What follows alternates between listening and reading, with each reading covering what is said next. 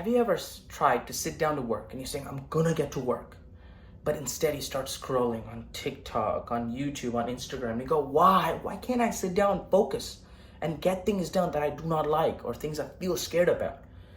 I was the same way. I always wanted to get hard things done, but could never do it because my brain just wanted comfort.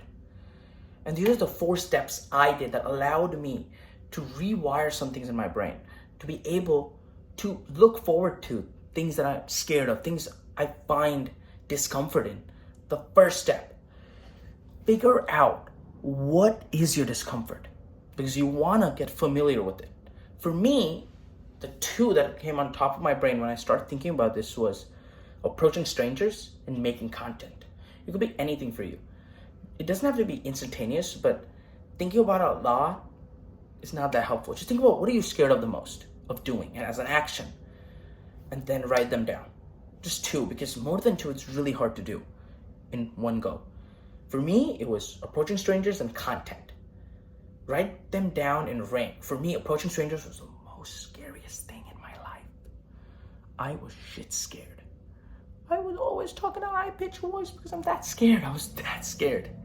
So I said, okay, approaching strangers is the first thing I'm going to do.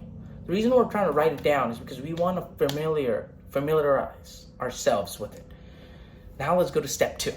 Step 2 is figure out why you want to achieve this. Why do you want to be comfortable talking to strangers? Why do you want to make content? For me, I want to have more confidence. I want to be able to interact with people anywhere, make friends anywhere. And that is why I'm trying to do this. Start small. Everyone wants to start really big, and they fail, they burn out. For me, when I want to approach strangers, right, I said, okay, I'm going to go right away and approach a girl.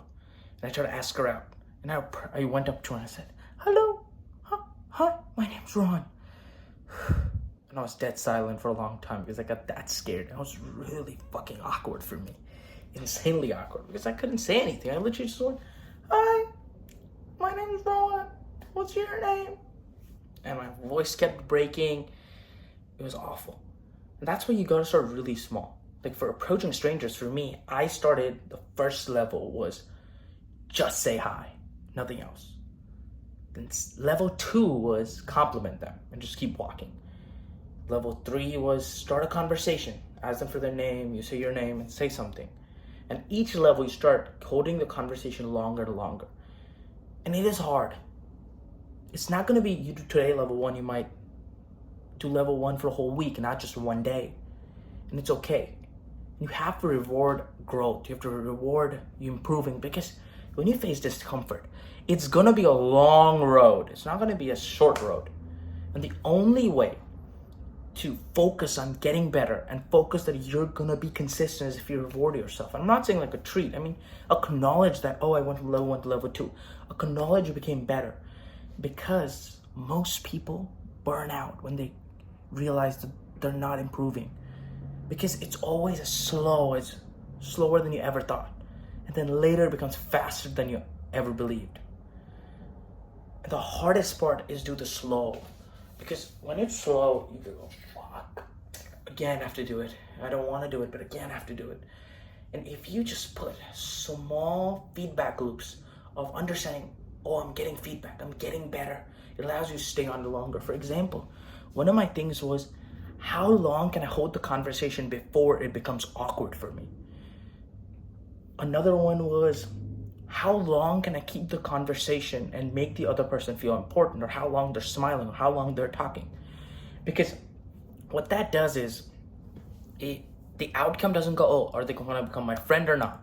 Outcome is not, if do I get the girl's number or not? It becomes other things that you can actually control.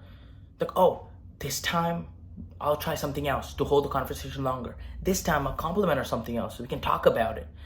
Just adding those things of all of these feedbacks allows you not to quit. That's what helped for me. And break down whatever you found discomforting the smallest. For example, if it was cold plunge and your discomfort from that, do 1 second, do 2 seconds, then maybe 5 seconds after 1 week. And you keep improving, because the benefits of cold plunge, you're not gonna see in a month. You might see it in a year. But the small competition, the small feedback allows you to reach that month. Because you're gonna start here. Your growth you're gonna see here. And the feedbacks allow you to keep going till you see the growth. And that's what makes breaking down your goals and rewarding yourself so important. All the steps. Now, this is the last step. Build the habit of doing this daily.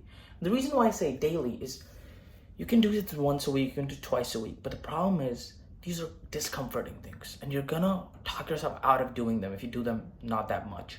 But if you do them every single day, it's gonna build that habit faster of facing discomfort. Like I started with 5 days a week, not 7. And that was hard because the weekends I used to be like, I don't want to do this on Monday. But if you do this every single day, it builds that muscle much quicker because you're not dreading it at the end of the week. Because you don't want to dread it and it be hard and you are scared of it. You want to do it so many times that it becomes a part of your life. Like I used to approach people every day when I went to campus, when I was getting my master's. I'm still getting my master's right now. And I used to approach them. So that became 3 times a week. But that happened after 8 months of approaching people every single day. And if you keep that system doing it daily, it really allows you to, 1, see improvement much faster, and 2, makes you dread it less because you're doing it every single day. I really hope you have found this useful because I've been in the same situation as you.